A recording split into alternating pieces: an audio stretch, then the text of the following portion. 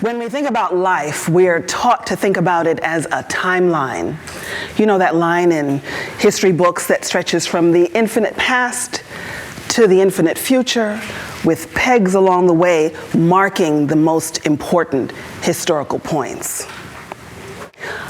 But we have to think about time in a different kind of way. First, there are the 7 directions: north, south, east, west, above, below, and within.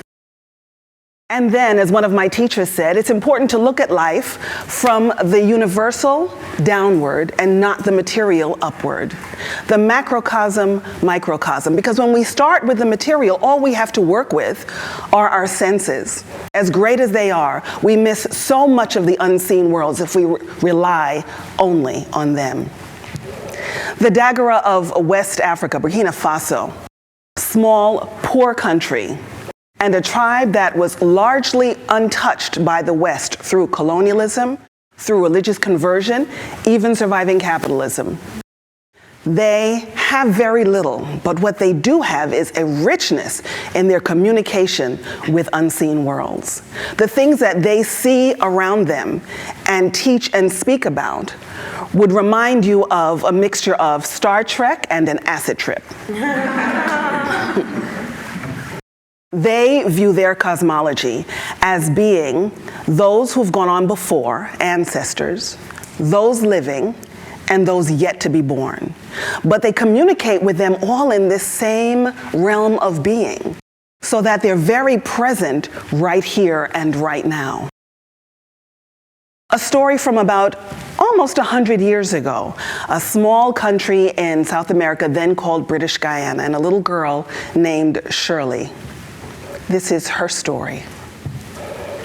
It's early morning and the air is so heavy and full, it flows through her nose and mouth and down into her lungs like a cool drink of water. The sun is already up, bright and shining on its way to relentless. This is the tropics, it's going to be hot. Outside of the door of her 2-room wooden house, she sees the river as it sweeply swifts by. It's the color of tea with milk, and the surface of it glints in the sun like pieces of broken mirror. She's on her way to school. She enjoys this walk to school because it gives her a chance to be alone and to be with her fantasies. So she sets out on her journey to school, and she gets to Miss John's house. And she sometimes stands there stock still, waiting for one of the tamarind pods to drop from the tree and plop on the ground, because then it's ripe and she'll pick it up, peels back the rough brown fruit, and sucks the sweet, sour mixture inside, and then spits out seeds along the way, and imagines herself creating tamarind groves. Her next stop is at the Simon's yard. Well, the chickens always rush up to the fence when she passes by, wings flapping and dust everywhere, clucking, and she clucks back, and it's a garble of conversation that reminds her of singing with everyone in church. Her next stop is to the garden outside of the church manse. And here she fashions for herself the most imaginative outfit. She takes the velvet petals from the dahlias, and she sees herself stitching them together with the yellow stamen and creating a wide flare skirt. And for her blouse, a little off-the-shoulder number of sorrel blossoms that are woven together with a lattice work of banana leaves in the back. In her hand, she holds an orange coconut husk as her purse. Her earrings are baby crab shells. Her hair is adorned with blue and green parrot feathers, and beside her cheek fluttering, a peacock tail fan. She walks with the carriage of indigenous women everywhere who, from youngsters, practice walking with a bucket, a basket, or a pail on their heads. Up straight, head up, looking forward. As the palm trees sway in the breeze, they whisper to her of all of the places she is going to visit, all of the places she reads about and fantasizes about seeing. This wide country, that far land, this road to school is really a road to her future. It's not that far from her home to the school, but it seems like miles after it rains. That is because she's not alone then. After it rains, her cousin Gertie is with her. Now, Shirley and Gertie are raised by their Aunt Cana. Shirley's mother was not married to her father, and in those times, the shame of that relationship was on the woman.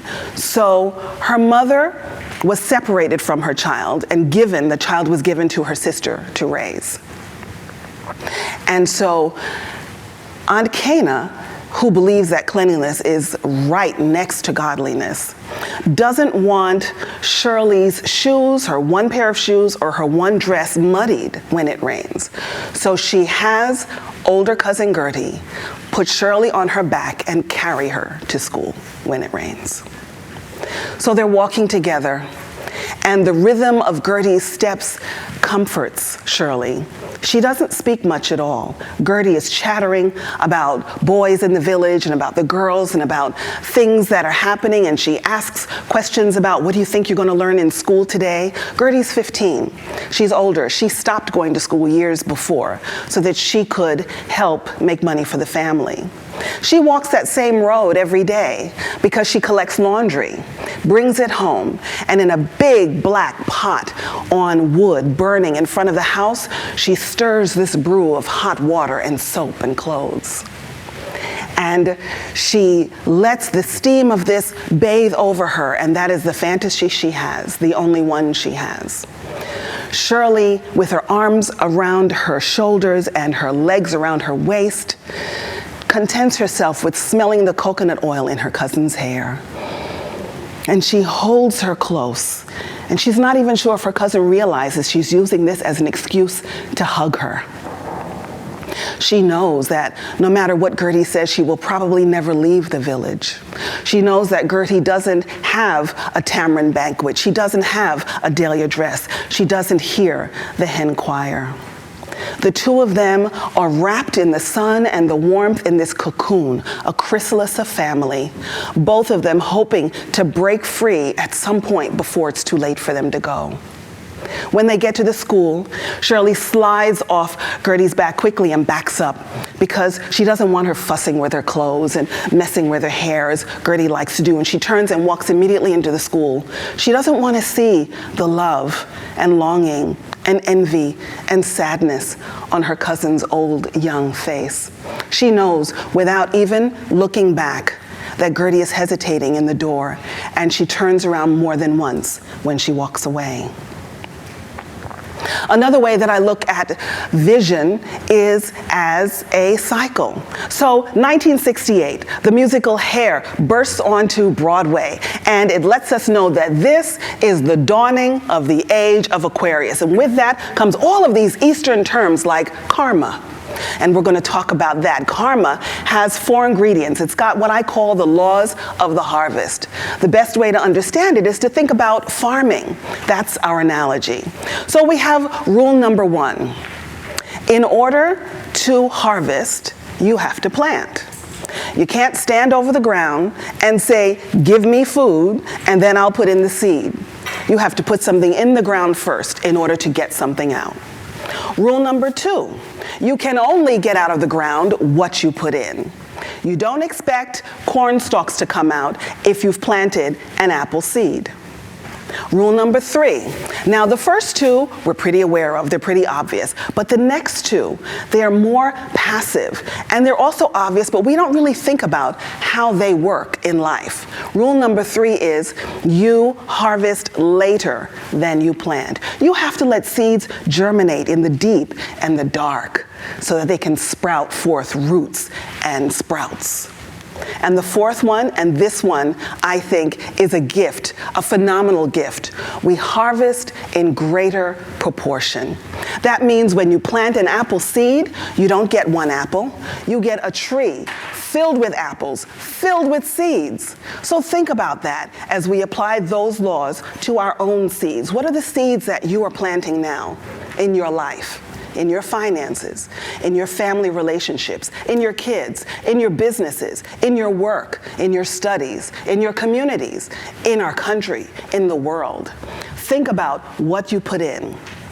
The thoughts, the intentions, the nurturing. What is the sun and air and water that you're giving to your vision and your intentions? Because you are getting back what you put in. You get it back later, and you get it back in much greater proportion, no matter what it is.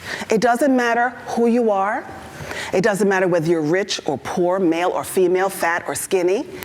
These laws operate regardless. It doesn't matter if you believe me, if you are aware of it, it is happening regardless. It does not need your faith. It is natural law. So, Shirley and Gertie. Shirley went on to continue school. She became a teacher. She married a seaman who brought her to the United States. She helped to start a school that is still in existence today in Queens. Shirley was my first grade teacher. Shirley was also my mother. When I think about the sacrifice of Cousin Gertie and my mother and Aunt Cana and my grandmother and the women before, I think about those seeds. Vision is that road, and vision is that cycle, that web of community that goes back for generations and is here now and forward in generations. I think of myself as a seed from an apple tree, making more trees and more apples and more seeds. It's like standing in a hall of mirrors where you can see yourself from all sides into infinity. That's the blessing that we have when we think about ourselves in this way. Cousin Gertie and Aunt Cana lived together for the rest of their lives. Cousin Gertie never married, she never had kids, and she stayed and cared for her aunt until they were old women. My mother continued to support them until she died. She's been gone nearly 40 years. More of my life with my mother has been with her in the unseen than with the few years we were together in this world. But she has touched me in ways that will continue to have an impact in my life. And now I've told their story to you, and she is touching you as well. You are touched by people so long in the past that they didn't know your names, but you're the dream that they had for today. And now you are creating a place for those whose names you don't know, and they won't know you. They'll be the manifestation of the visions that you have.